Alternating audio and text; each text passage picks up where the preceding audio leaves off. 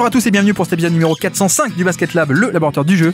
Et aujourd'hui, c'est le débrief du match 5 des finales NBA, match 5 entre le Oklahoma City Thunder et les Indiana Pacers. Comment est-ce que OKC a réussi à dérouler à peu près son plan de jeu normal pour battre Indiana et passer à 3-2 dans la série à une victoire du titre?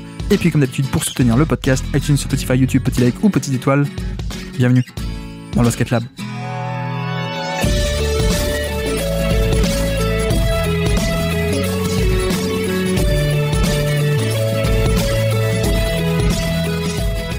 Match 5 des finales NBA, OKC prend l'avantage 3-2, 3 buts à 2 j'allais dire, non quand même pas, on n'est pas en foot mais non, 3 matchs à 2 pour OKC, on a une victoire, une petite victoire d'avoir un nouveau champion, d'ailleurs une nouvelle franchise championne, quoique non techniquement c'est Seattle, donc bref, je commence déjà à divaguer. Excusez-moi, on reprend match 5 des finales NBA, allons-y. Le débrief tactique aujourd'hui, on va essayer de voir tout ça et bon, au-delà du beau match qu'on a eu plutôt pas mal, alors qu'on s'attendait à ce qu'on ait un match un peu décevant au début. Au-delà de cet aspect de la victoire d'OKC, il y a malheureusement aussi à voir à quel point ça peut affecter le reste, la fin de la série. Est-ce que ce sera un match ou deux, mais le reste de la série, c'est Haliburton qui a été blessé, qui semble soit avoir... alors je crois que c'est au mollet, je crois, ou un truc comme ça, ou peut-être aggraver une blessure qu'il avait déjà eue, mais bref, on a vu que Haliburton n'était pas du tout... il est sorti, son retour était un peu en doute, non pas questionable, là on va essayer de parler français, son retour était en doute pendant un moment, finalement il est revenu, mais on a vu que c'était pas le vrai Haliburton, quoi, grosso modo, donc voilà, un peu décevant ça pour le coup, parce que ben voilà, sans Haliburton, bon bah les Pacers c'est quand même la belle histoire, ils font un jeu égal pour l'instant, bonne surprise, mais bon bah, sans Haliburton c'est un peu dommage pour le coup. Donc voilà, c'est quand même principalement aussi une des, si ce n'est le point principal de ce match-là, malheureusement pour moi, vis-à-vis du reste et de la fin de série. Et c'est vrai que pour le coup, je trouve qu'on a eu affaire à un peu plus à un match classique, on va dire. Là où on a décortiqué des matchs dans cette série un peu lunaire, hein, avec victoire de Indiana match 1, alors qu'ils perdent plein de ballons, ils font aucune contre-attaque, et pourtant ils gagnent. Match totalement volé, entre guillemets, sur un buzzer beater et un comeback de l'espace. Pareil, match 4 qui a été volé encore une fois, en tout cas comeback money time d'OKC, alors qu'ils shootent pas du tout à 3 points, alors qu'ils perdent beaucoup de ballons, enfin des trucs anti-OKC. Là pour le coup je trouve que ça ressemble un peu plus à un match classique, un match où on va dire chacune des équipes a plus ou moins eu ses forces ou ses faiblesses qui ont fonctionné comme il fallait, on va dire, d'un point de vue tactique et résultat.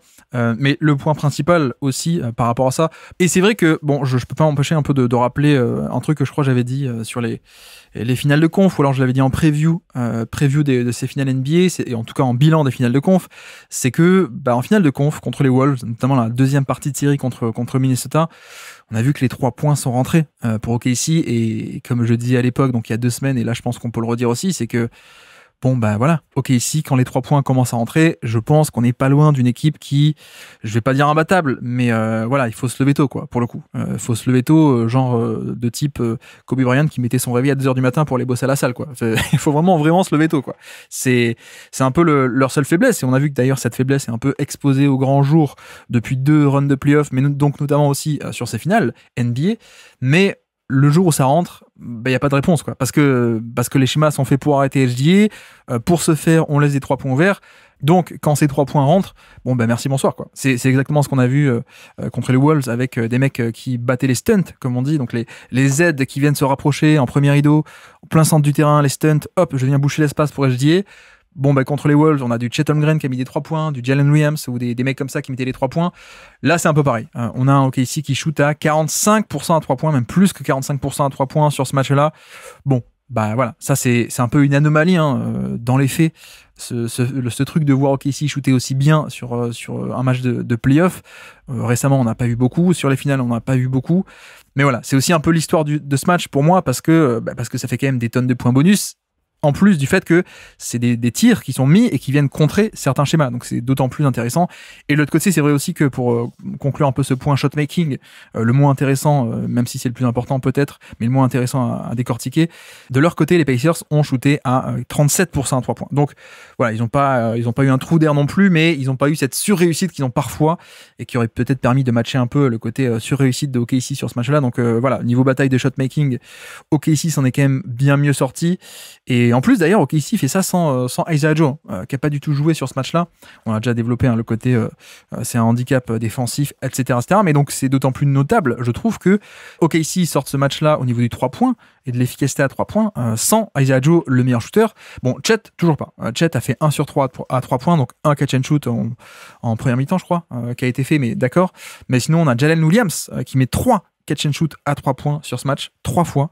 Case Nomalas aussi qui en met 3 des catch and shoot. Wiggins aussi qui met 4 3 points sur ce match, ça aide pas mal. Et Lou Dort aussi, 3 fois des catch and shoot sur ce match. Même d'ailleurs Wiggins, j'ai pas dit, mais il y a une fois où il met un 3 points carrément sur transition. Il s'arrête, il met le 3 points en transition. Bref, c'est rentré. Et pour vous dire pourquoi j'insiste aussi là-dessus, parce que souvenez-vous, OKC gagne le match 4 alors qu'ils ne mettent que 3 points sur l'ensemble du match. 3 sur 16 à 3 points. Là, on a littéralement 4 joueurs qui ont mis au moins autant de 3 points que collectivement le Thunder l'avait fait sur le match d'avant. Donc voilà, l'aspect shot making, on peut le mettre de côté maintenant. Voilà, c'est important, c'est le plus important, mais c'est pas passionnant d'en discuter, le fait que bah oui, les tirs rentrent, c'est assez évident. Mais c'est aussi d'ailleurs notable de noter, oui, pardon pour la répétition. Non, c'est quand même le deuxième Money Time qui a été géré de main de maître par OKC. Et encore, je dis Money Time, mais pas vraiment en fait. C'est plutôt, on va dire, un coup d'accélérateur, non pas Money Time, fin de quatrième quart-temps, mais plutôt début de quatrième quart-temps où on a les Pacers qui font ce comeback un peu sorti nulle part. Ils reviennent à 2 points alors qu'ils avaient été quasiment à 20 points d'écart sur la première mi-temps, où d'ailleurs moi je regardais un peu en condition du direct le replay du match et je me suis dit bon allez ok, j'avance un peu dans le match pour voir à quel point est-ce que c'est plié vite fait, est-ce qu'il n'y aura pas besoin de regarder forcément la deuxième mi-temps parce qu'il y aura plus 35 etc. Et en fait non, j'ai vu que en sautant un peu vers l'avant, j'ai vu que non, les Pacers l'ont encore fait, encore un comeback, mais disais-je, pardon, je me perds déjà. Donc oui, les Pacers, excellent comeback, notamment TJ McConnell, on va en parler, mais c'est là où on voit aussi OKC qui a su mettre le coup d'accélérateur incroyable après ce comeback. C'est-à-dire, c'est quoi, début, enfin pas totalement début, mais milieu de quatrième quart-temps, c'était plié, quoi. C'était le coup d'accélérateur incroyable, notamment défensif, avec, je crois qu'il y a 4 possessions d'affilée où il y a des pertes de balles pour Indiana, des pertes de balles. Alors je crois qu'il y en a une ou deux un peu nonchalantes, mais qui sont quand même bien avec de la pression de Caruso. Lou Dort aussi qui met une pression d'enfer sur le quatrième, c'est ça, la pression d'enfer sur Haliburton, qui a pas d'option de passe, il finit par lâcher la balle un peu n'importe comment et interception. Mais ouais, c'est le vrai coup d'accélérateur.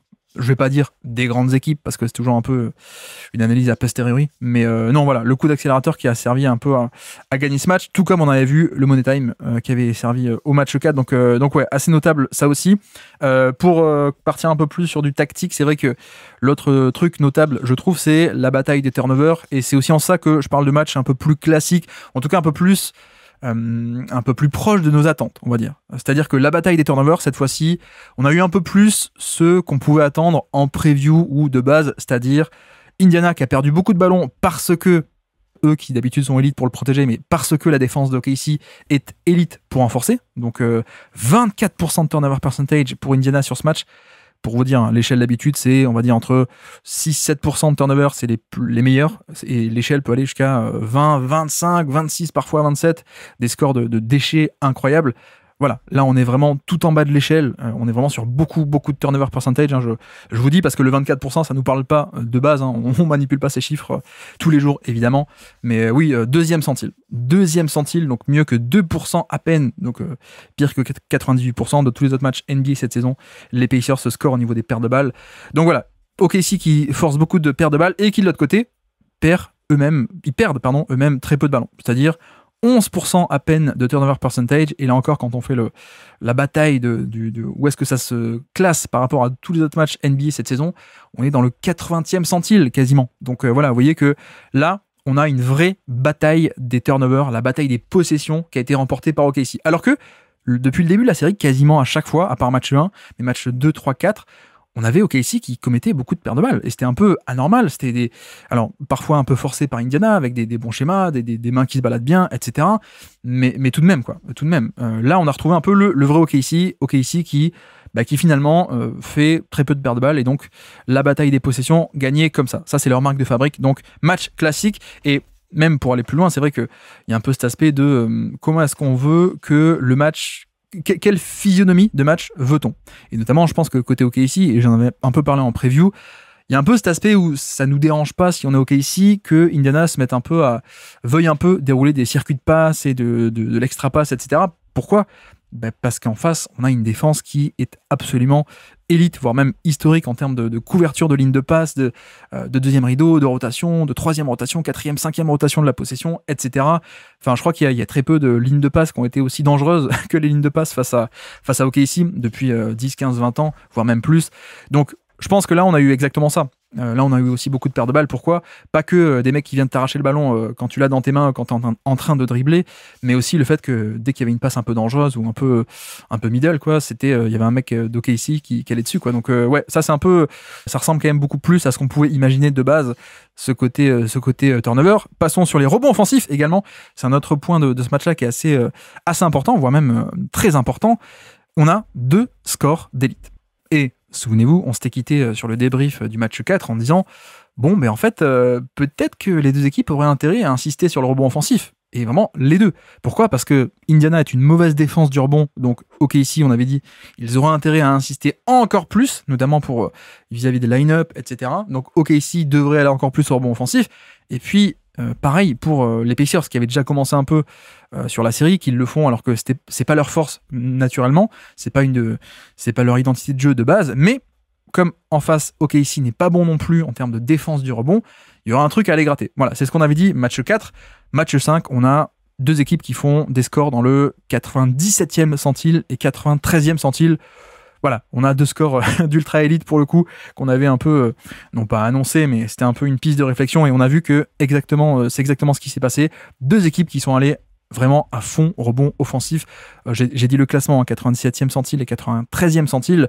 Le chiffre brut, si ça vous parle, peut-être pour les connaisseurs, plus de 40% de rebond offensif, de pourcentage de rebond offensif pour les 2 équipes. C'est quand même des scores assez dingues, hein. Plus de 40%, la barre un peu symbolique, des 40% de rebond offensif. Donc voilà, ça c'était une bataille assez énorme. Et c'est vrai que je rajoute, en plus des turnovers différentiels positifs pour OKC, en plus des rebonds offensifs qui ont apporté des possessions supplémentaires, je rajoute également les lancers francs, où les 2 équipes ont été performantes, 82e centile et 77e centile, les scores au lancer franc, voilà. Mais je parle de ça pourquoi ? Parce que, en vérité, OKC gagne et réalise un très bon score offensif sur ce match, 120 points par 100 possessions, donc vraiment un très bon score, hein, pour vous dire, là encore, le chiffre brut, on ne sait pas trop à quoi ça correspond, 73e centile, le score offensif, l'offensive rating de OKC dans ce match, 73e centile, donc mieux que les 3/4 de tous les autres matchs NBA de 2025, d'accord, donc un bon score, alors que ils ne font, au niveau de la réussite au tir, ils ne sont que dans le 31e centile. Et encore une fois, le chiffre un peu brut de l'adresse, on va dire, on est sur 50% de IFG. Donc l'IFG, c'est un peu un field goal ajusté pour revaloriser un peu le 3 points, mais bref. Grosso modo, on a une équipe de OKC qui n'a pas forcément, même pas du tout bien mis ses tirs, hein. Pour le coup, l'adresse, on peut l'appeler comme ça, l'adresse, elle est dans le 31e centile, sur vraiment réussite, mais celle-ci a été manufacturée en un offensive rating global qui est dans le 73e centile. Parce que il y a le rebond offensif, il y a les lancers francs, il y a les marges, ces fameuses marges, hein. C'est pour ça que j'insiste à chaque fois autant dessus, c'est que ça n'a l'air de rien, mais c'est souvent de plus en plus comme ça que des matchs NBA sont gagnés. Il n'y a pas que la bataille du demi-terrain, il n'y a pas que la bataille de jeu posé, il y a la transition, le rebond offensif, les pertes de balles. Pour ça aussi que de plus en plus on voit des équipes comme les Rockets, on voit des équipes d'ailleurs comme OKC qui jouent sur le jeu des possessions, c'est qu'il y a des trucs à gratter au niveau des marges. Pareil pour Denver évidemment. Donc là on voit exactement ça. On voit une équipe qui n'a pas forcément eu une adresse si incroyable que ça, et pourtant, offensive rating qui est largement positif, 73e centile, donc voilà. Et de l'autre côté d'ailleurs, pour rajouter encore plus, Indiana a techniquement mieux shooté que OKC sur ce match. OKC, au niveau de l'adresse, donc l'IFG, ils sont à 53%, alors que OKC est à 50%. Donc, grosso modo, Indiana était dans le 49e centile d'adresse, donc voilà. Et pourtant, ils ont un score d'offensive rating au final qui est quand même moins grand. Donc bref, voilà un peu pour l'aspect de, encore une fois, un match qui est gagné pour OKC grâce aux marges, les fameuses marges qui permettent de gratter des points un peu ailleurs. Et bref, donc fermons cette parenthèse des marges, mais pour revenir un peu sur le rebond offensif, c'est vrai qu'il y a un point important par rapport à ça. Le fait que les 2 équipes attaquent à ce point le rebond offensif, mais donc notamment OKC, Tony Bradley, Et oui, Tony Bradley, on a un peu parlé de ça, le fait que bah voilà, Indiana était un peu en mode line-up petit depuis le début de la série, avec parfois 2-3 minutes de Thomas Bryant, mais pas plus, quoi, parce qu'il se faisait un peu cibler et que c'était fini. Mais oui, on a vu Tony Bradley. On a vu Tony Bradley, alors que pour l'instant, ils arrivaient à s'en sortir sans lui. Et pourquoi je dis ça, c'est que OKC, sur cette série, joue pas tant que ça avec des line-up à 2 bigs, premièrement. Mais même plus généralement, c'est vrai que OKC, c'est pas une équipe qui va pilonner à l'intérieur de base. Hein. C'est pas une équipe qui est énorme au rebond offensif en moyenne. C'est pas leur identité de le faire. Mais c'est vrai que, comme on dit au débrief match 4, tu peux pas te permettre de, à ce point, laisser Indiana dérouler des line-up avec Obi Toppin post 5. Quoi. Au bout d'un moment, l'équipe t'offre ça. T'es censé un peu le punir. Tu peux pas le laisser faire comme ça parce que les Pacers, en gros, sont pas punis défensivement d'avoir autant de minutes de Toppin ou de ultra small ball avec Siakam aussi en poste 5 ou une raquette très petite. Bref, donc Indiana n'est pas puni sur ces minutes et en plus, il profite de l'attaque, de ses line-up, de Toppin qui joue autant, qui joue quasiment une demi-heure par match. De Siakam qui joue beaucoup, entre guillemets, poste 5. Donc voilà, c'était un peu le truc idéal pour Indiana de profiter de cet avantage sans les inconvénients. Donc, on avait dit, peut-être qu'en insistant sur le rebond offensif, tu peux imposer un line-up différent. Et tu peux imposer aux Pacers de jouer beaucoup plus avec Tony Bradley. Et pourquoi c'est intéressant que les Pacers jouent avec Tony Bradley? Pourquoi c'est intéressant pour OKC? C'est que le mec, il va être là pour... Et d'ailleurs, il a été là pour faire des box-out sur Hartenstein. Mais sauf que derrière, il va non seulement il t'handicape, le spacing. On a vu 2-3 actions où il y a un drive qui est fait, et sauf que plutôt qu'avoir une raquette vide, t'as Tony Bradley qui est sous le panier, et donc Hartenstein également, qui a pu faire une protection de panier, deuxième mi-temps, je sais plus quelle action exactement, mais je sais plus qui drive, mais bref, donc Bradley handicape le spacing, il handicape aussi la transition. C'est un mec qui est, c'est un pivot backup qui est plutôt lourd, donc c'est tout l'intérêt, il est là, sa lourdeur, non, j'allais dire. Sa puissance est là pour les box-out et pour le rebond, d'accord, mais en attendant, ça handicape un peu ton jeu de transition, puisqu'il n'est pas très vif, d'accord, mais surtout de l'autre côté, il va se faire cibler et attaquer encore et encore et encore en défense. Il va se faire cibler sur pick and roll, et c'est exactement ce qu'on a vu. C'est-à-dire que Bradley, grosso modo, il a eu ses minutes quasiment, ou même pas quasiment, matché parfaitement les minutes de Hartenstein. Dès que Hartenstein rentrait sur le terrain, soit on laissait Miles Turner, soit directement Bradley. Pourquoi? Comme on dit, pour cet aspect de non, en fait, Hartenstein est trop dangereux au niveau de ce rebond offensif. En plus, ils attaquent à plusieurs, mais essayons un peu au moins de maîtriser l'arme principale qui est Hartenstein. Donc, on fait rentrer Bradley pour limiter les dégâts. Voilà. Donc Bradley enfin a été utilisé, et enfin, en attaquant à ce point le rebond offensif, OKC a réussi à imposer que Indiana joue avec un line-up différent et donc avec un maillon faible défensif de plus notamment. Donc ça, c'est une victoire vraiment stratégique, je trouve, pour Mark Daigneault d'arriver enfin à faire ça. Et je voulais le faire après, mais faisons-le maintenant. Mais oui, c'est vrai qu'il a été ciblé encore et encore et encore par Williams et par SGA, par les deux porteurs de balle de OKC.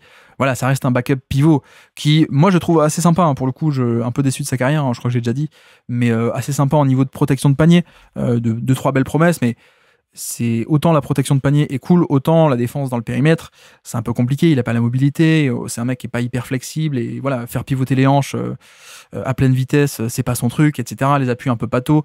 Bref, donc, qu'est-ce qu'on a fait côté OKC? Dès qu'il était sur le terrain, on le mettait sur pick and roll, et donc des pick and roll un peu classiques, surtout aussi des pick and roll, j'ai beaucoup aimé ça, où l'écran est posé haut, voire même très très haut.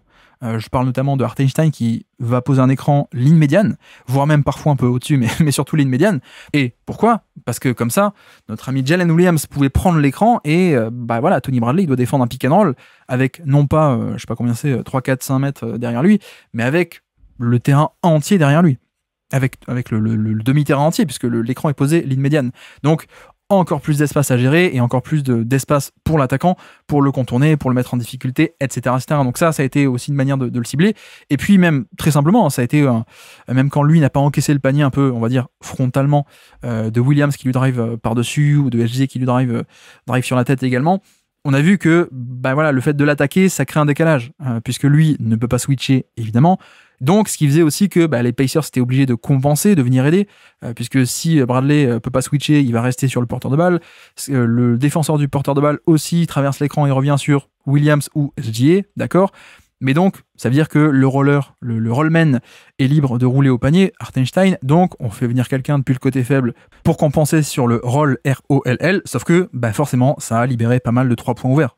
Puisque un mec des zones, ça fait qu'on a vu pas mal de kick-out à 3 points pour, voilà, bref, grosso modo, décalage créé, qui a été exploité par OKC, donc beaucoup de 3 points aussi de catch and shoot, de tir facile, ou en fait, très simplement, de création de jeu qui a été permise par le fait de cibler Bradley. Donc voilà, un peu pour ce point line-up, Tony Bradley, 12 minutes, mine de rien, 12 minutes pour Bradley, et qui donc, voilà, ça c'est aussi l'objectif d'OKC, et ça a été réussi. Forcément, les minutes de Toppin ont baissé.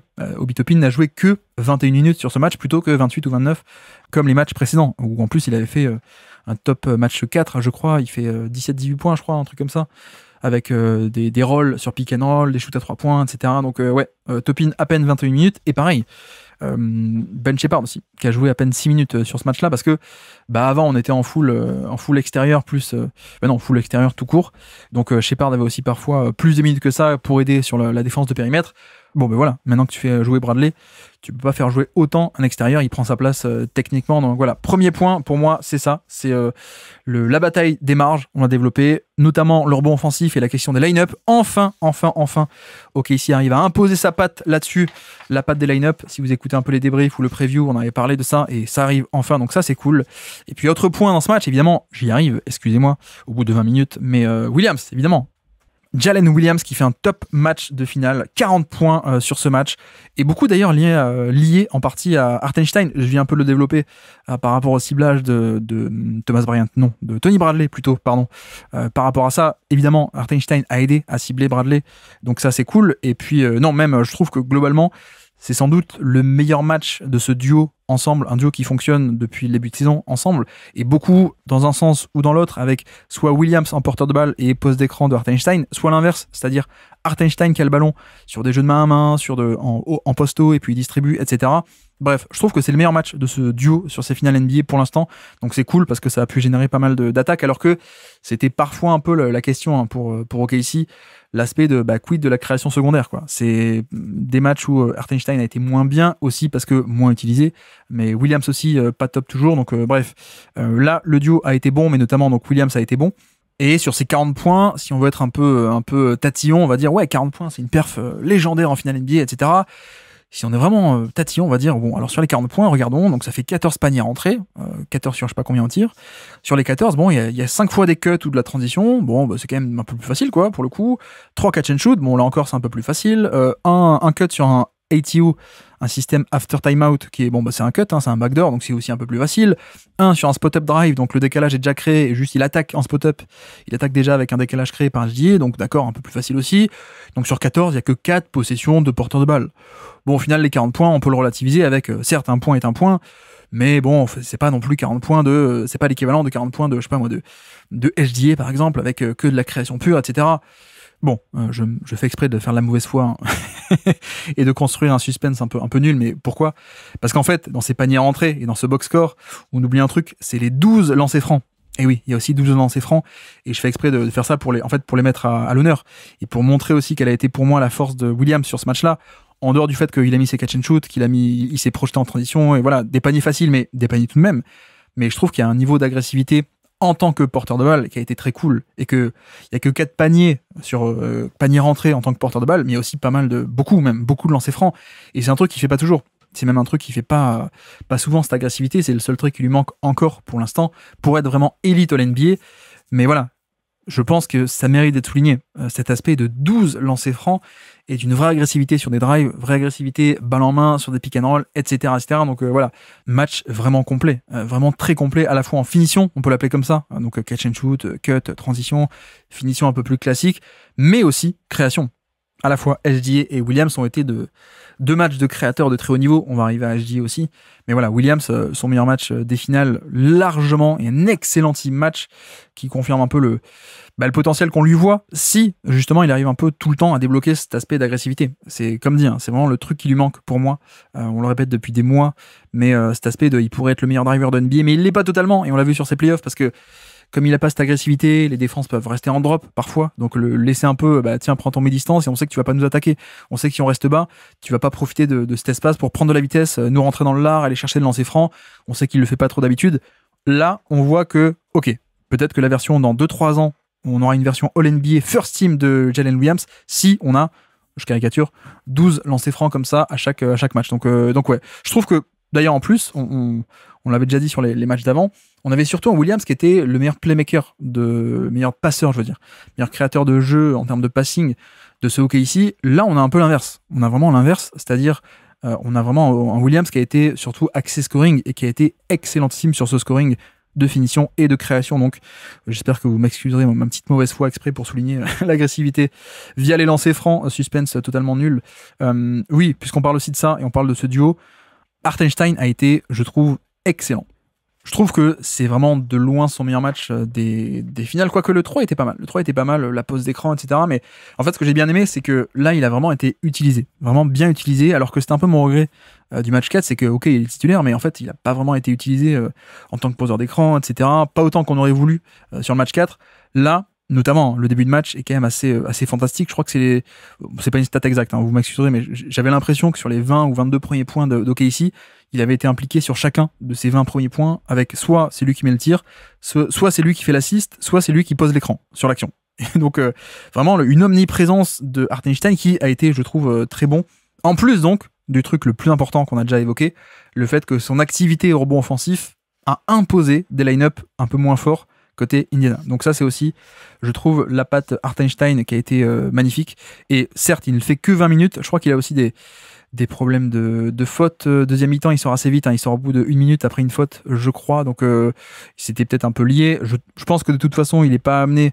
Mark Daniel ne veut pas le faire jouer 30 minutes ou 35 minutes par match sur cette série de playoffs. C'est pas pour lui par rapport à la transition, etc. Il veut pas trop les line-up à deux big, etc., etc. On a déjà parlé.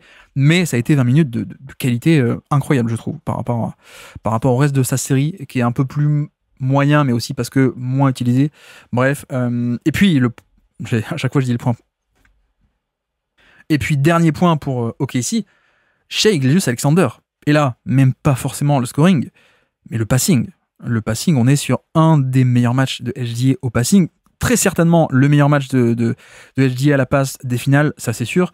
Mais au-delà des stats, hein, où il est à 10 assists sur le match, je trouve qu'on a un vrai différentiel de mentalité, enfin pas mentalité, ouais il est soft, non il est tough, enfin etc.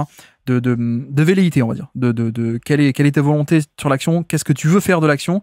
Et c'est vrai qu'on l'a bien détaillé, hein, pour le coup. On a beaucoup parlé sur ces finales, dans ces débriefs tactiques. À chaque fois, on disait, depuis 2-3 matchs, on disait, bon, on a quand même un HDA qui utilise les écrans pour scorer. Parce que c'est pas sa nature d'être un passeur. On voyait aussi la différence avec Haliburton, qui libère très vite les ballons, qui prend l'écran pour créer un décalage et pour ensuite, avec un timing un peu en anticipation, libérer vite pour qu'il y ait des passes qui soient faites, pour aller chercher le corner opposé, etc., etc. On avait insisté à quel point HDA était un non-passeur ou beaucoup moins passeur et peut-être un peu trop orienté scoring sur ses écrans et sur ses opportunités. Là, c'est clairement le jour et la nuit. Et à un point où je pense que ça ne peut pas être autrement qu'un vrai ajustement, et en tout cas un point qui a été mis en avant dans le scouting report, dans la préparation de ce match, etc. Grosso modo, d'insister, de lui dire, de toute façon, Indiana va déployer les mêmes schémas habituels, c'est-à-dire de protéger le panier à tout prix et d'envoyer encore une deuxième aide, une troisième aide, plein d'obstacles contre toi autour du panier. Donc, essaye vraiment de lever la tête parce que les opportunités sont là. Et que, en fait, c'est une création de jeu. En fait, tu crées un décalage parce que tu attires à toi des défenseurs et que les mecs se mettent hors de position pour te stopper. Donc, si tu pouvais juste profiter et exploiter ce décalage via le passing, ça pourrait être génial, quoi. Je pense que il est capable, hein. C'est pas non plus un mec qui est nul en passing, on va pas non plus dire ça. C'est juste pas sa tendance naturelle préférée. Il préfère scorer que passer, ça existe, hein. Mais c'est quand même un très bon passeur en termes de lecture. Il fait toujours la bonne passe, la passe simple. Voilà. En plus, la taille pour passer par-dessus les mecs. Faut rappeler aussi qu'à l'époque de Kentucky, c'était un meneur général de terrain qui était plutôt dans ce rôle-là. Donc ouais, il est totalement capable. Et le fait qu'à mon avis, il y a eu un peu cet ajustement de dire ce côté plan de jeu, on va insister là-dessus, essaye d'insister là-dessus. Je trouve que c'était tellement flagrant la différence entre les matchs, notamment 3 et 4 et le match 5, que ça ne peut être qu'un ajustement, qu'un point sur lequel on a insisté.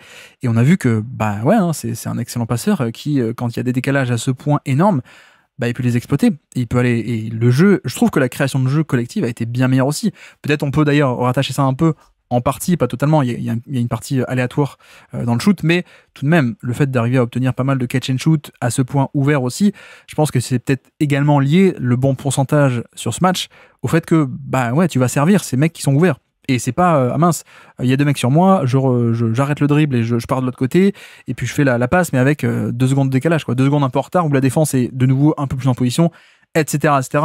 Donc peut-être que c'est aussi un peu lié, je trouve, en plus du côté aléatoire, on disait.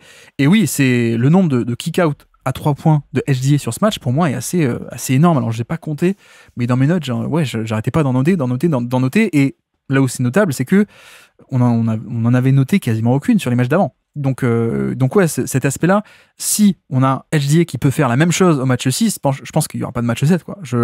J'exagère peut-être un peu, mais il y a quand même cet aspect de création de jeu collective qui, en fait, est parfaite pour punir les schémas des Pacers. Parce que au niveau de la bataille du panier, c'est vrai que, j'en ai pas parlé encore, mais bon, les stats disent que OKC, est un peu comme Indiana, mais OKC a pris 45% de ses tirs au panier, ce qui est un score d'élite, vraiment une fréquence de tir au panier qui est élite. Oui, mais c'est là où il faut un peu connaître les stats ou pas s'arrêter aux stats.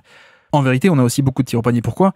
Parce qu'on l'a dit, un nombre de rebonds offensifs qui est quasiment record, enfin en tout cas qui est énormissime, donc forcément, les tirs sont pris au panier, mais ce que je veux dire, c'est que de manière organique dans le jeu, bah, sur des drives, et non pas au rebond offensif, non pas sur des cuts, non pas sur la transition, etc., mais sur des drives, le chemin pour aller jusqu'au panier sur des pénétrations de SGA, il est toujours aussi bouché que sur les matchs d'avant où il y avait un très faible nombre de tirs tentés au panier. Faut pas s'arrêter à la stat en soi, parce que la stat est un peu, elle reflète pas tout, et on a les mêmes schémas. On a vraiment les mêmes schémas proactifs et très agressifs d'Indiana. Donc, pour punir ces schémas, il y a plusieurs façons. La première, c'est, parfois il y arrive, c'est de contourner littéralement dans la position les 3 obstacles, de faire un zigzag entre les 3, hop, et d'aller au panier. Ok, ça c'est une manière, mais c'est pas viable sur le long terme. Par contre, les autres manières, c'est quoi ? L'autre manière, c'est, vu que j'ai 3-4 mecs dans la raquette autour de moi, je kick out. Je ressors le ballon et je vais chercher les mecs ouverts. Et peut-être que le mec ouvert qui reçoit la balle, la première passe, il va pas pouvoir parce qu'il y aura un close-out, mais le décalage est créé, il peut avancer, faire une extra passe lui-même, le jeu tourne, extra passe, et puis on obtient in fine un catch and shoot ou un lay-up. Bref, vous voyez un peu l'idée. Donc le passing de SGA, qui est la première donnée pour moi qui a été primordiale pour un peu casser cette défense des Pacers. Et puis deuxièmement, on l'a déjà évoqué, c'est l'aspect de juste le shotmaking. Ça, on l'a vu aussi beaucoup. L'aspect où, en fait, quand les stunts venaient, quand les aides venaient en premier rideau, le terrain se resserrait, le terrain était bouché par des aides et du dézonage de la part des Pacers. SGA fait comme d'habitude la bonne action. Je passe au shooter qui vient d'être abandonné par le défenseur. Et quand les mecs mettent ces tirs-là, ça change tout. Évidemment que ça change tout. Donc ouais, là, on est sur la version d'OKC qui, encore une fois, je ne vais pas dire imbattable, mais quand ils sortent ces outils-là pour punir des schémas agressifs, c'est quand même beaucoup plus facile. Quand, premièrement, SGA fait les passes, il les fait plutôt tôt que tard. Donc ça, premièrement. Et quand, de l'autre côté, les 3 points sont rentrés pour punir ces stunts, quand on a des vrais stunt beaters, comme on dit, donc des mecs, des shooters qui vont battre les stunts, littéralement, ça change tout. On parle de Wallace, on parle de Williams, etc., etc. On a déjà détaillé tout ça, pareil pour Lu Dort. Donc ouais, c'est un peu pour moi le truc à retenir de ce match-là, c'est le passing de SGA et qui a aussi permis, en tout cas on l'a revu de facto sur ces fameux schémas. Vous savez le système où on a SGA qui a un boulevard, on lui crée un boulevard. Lui, il attaque depuis une aile avec un shooter dans le corner directement et un autre sur l'autre aile. Et donc, ce méga boulevard pour aller au panier avec soit, tu fais un stun si tu veux, tu fais une aide, mais il y a 2 shooters à une passe près. Donc, t'es puni comme ça. Ou alors, les shooters te retiennent, tu fais pas l'aide, mais ça donne un vrai 1 contre 1 avec ce boulevard pour aller au panier ou alors pour se créer de l'espace pour un pull-up à 2 points. Donc voilà. Ça, on l'a vu beaucoup, ce système sur le match 5 alors qu'on l'avait pas vu avant. Et voilà, ça a aussi beaucoup mieux marché. Pourquoi ? Parce que les 3 points étaient rentrés, parce que donc il y avait cette menace des stunt beaters, et parce qu'il y avait aussi un SGA qui passait plus. Donc bref, tout ceci a été bien fait, très bien fait, cette organisation du terrain que parfois on reproche, mais parfois on aime bien côté OKC. Donc là, on l'a retrouvé. Et c'est vrai que voilà, on a eu aussi, rapidement, 2-3 séquences essayons de faire attaquer Chet dans l'espace, on va essayer d'attaquer et de cibler Miles Turner. Ça n'a pas trop marché pour le coup. Donc vraiment, on est sur un match où, d'ailleurs, on n'a pas eu non plus de la création de Caruso qu'on avait vu au match 4, parfois 2-3 paniers un peu en création pure.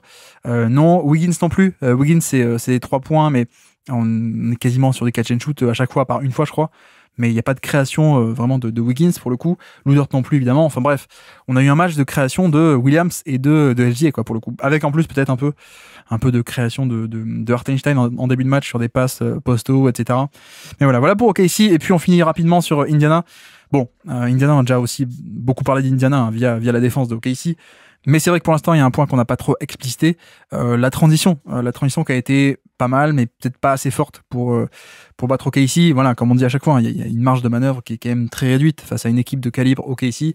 Et plus tu as de la contre-attaque, plus tu as de ces points faciles, plus un peu, on va dire, Indiana arrive à amplifier ses forces, plus tu as de chances de battre une équipe d'ultra élite.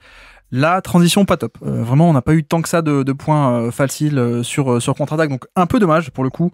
Haliburton blessé, on a déjà parlé de ça, mais le fait est que dans le jeu, on n'a pas eu de l'œuvre Haliburton, notamment en termes de scoring.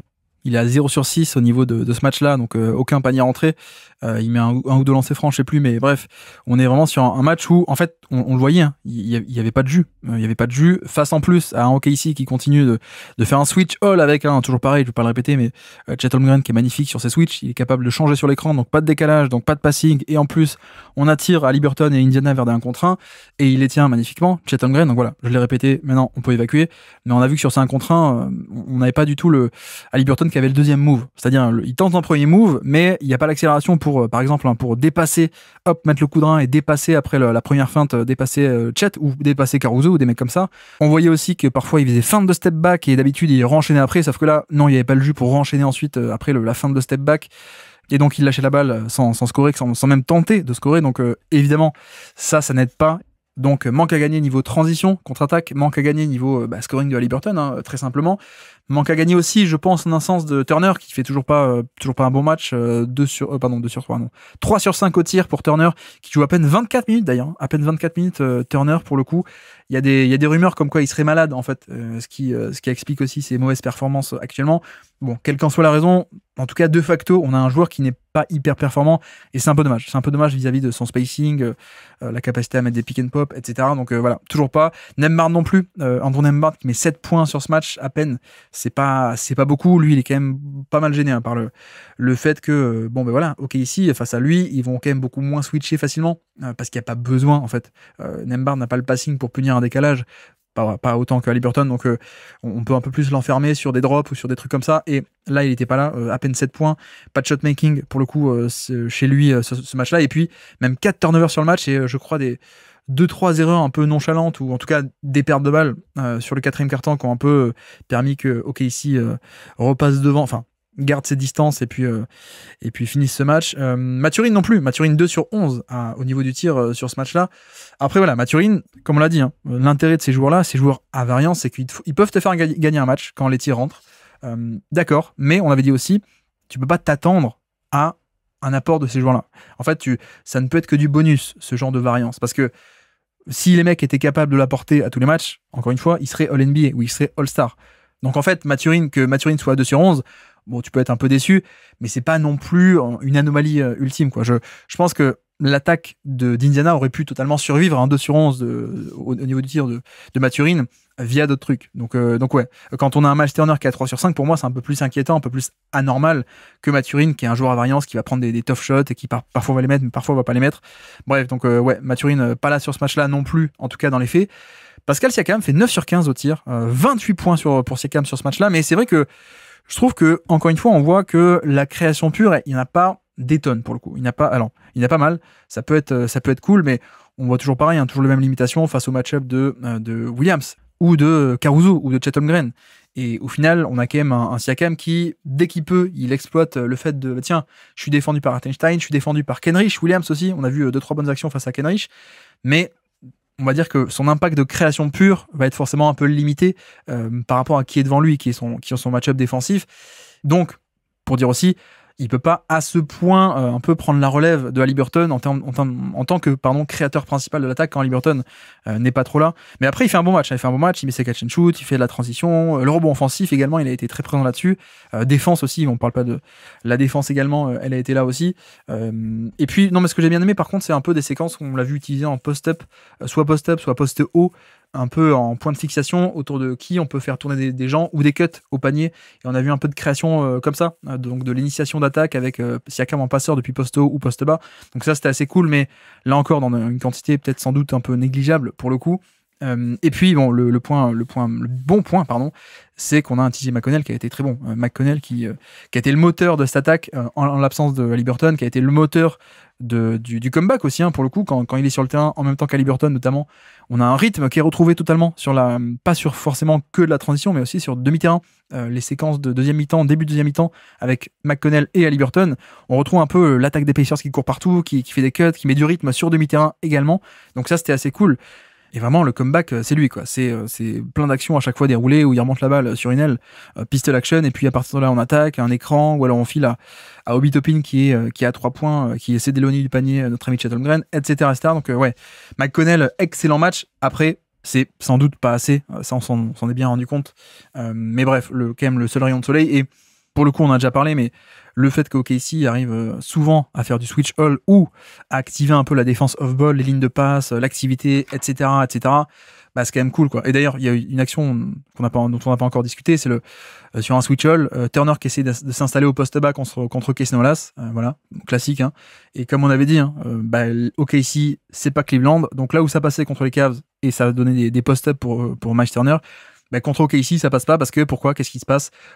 Cason Wallace qui passe devant Turner au poste bas, qui intercepte la balle. Voilà. Donc c'est toujours ce même problème certes, on concède un mismatch, mais t'es pas capable d'aller l'alimenter. Donc voilà, ça c'est une constante pour l'instant sur la série. Et Siakam et Turner. Et puis dernier point, un peu plus macro que tactique pour le coup, la fréquence à 3 points a été assez faible côté Pacers, eux qui d'habitude peuvent prendre beaucoup de 3 points et les mettre beaucoup. On est à peine sur 30% de 3 points ici. Bon, je pense que peut-être le fait d'avoir un Haliburton un peu diminué, ça n'aide pas. Le fait d'avoir des mecs pas en forme, un Turner ou un Nembhard, ça n'aide pas non plus. Mais ouais, il y a toujours ce truc un peu à surveiller également avec les Pacers, qui sont pas forcément des rois pour aller au panier, drive encore et encore et encore, mais qui s'appuient aussi beaucoup sur le spacing de très haut niveau. Donc ouais. Bref, voici pour Indiana, voici pour ce match 5. Victoire, on va dire, à peu près, même plus qu'à peu près, victoire logique sur ce match-là, sur la physionomie du match et l'état de forme des joueurs. Victoire logique pour OKC, et maintenant, on attend la réponse. On attend, est-ce que les Pacers vont être capables au match 6 d'égaliser pour qu'on ait enfin un match 7 en finale NBA pour la première fois depuis quasiment 10 ans, je crois, depuis 2016, la dernière fois qu'on a eu ça. Donc ouais, voici pour ce débrief du match 5 entre le Oklahoma City Thunder et les Indiana Pacers. Merci à tous d'avoir suivi cet épisode, j'espère que ça vous aura plu. Et j'espère également, en tant que spectateur neutre, que les Pacers vont le faire, que les Pacers vont pouvoir nous sortir, alors même si c'est 60% à 3 points, même si c'est que de la variance, j'espère qu'on aura ça, parce que c'est vrai que ouais, les matchs 7 c'est cool, en finale NBA c'est cool. En plus la série est quand même assez intéressante, alors qu'on pouvait s'attendre à une série déséquilibrée, et ce qu'on dit au match 4 c'est que ouais en fait c'est plus que, enfin il y a 2 partout, mais il n'est pas volé le 2 partout pour le coup. On a vraiment une équipe des Pacers qui tenait la dragée haute pour l'instant avec OKC, et là le match 5 pour moi est un peu plus... OKC est plus fort, quoi. OKC est plus fort quand 2-3 trucs vont bien, quand les 3 points rentrent à peu près, quand SJ fait des passes, etc.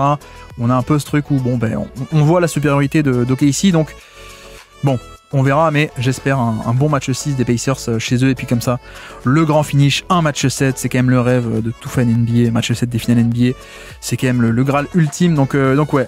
On est pour les Pacers, le côté spectateur neutre, plus fan des Pacers, et puis fan d'OKC, je m'excuse, mais vous serez évidemment pour gagner le titre au match 6. On verra ça. Voici pour ce podcast, on se retrouve la prochaine fois. Quand est-ce qu'on se retrouve? Je pense qu'on va se retrouver demain pour parler du trade de Desmond Bane. Voilà. Et donc, sur ce, je vous remercie une nouvelle fois de m'avoir écouté jusqu'au bout. Un grand merci pour votre soutien comme d'habitude, et moi je vous dis à très bientôt. Ciao.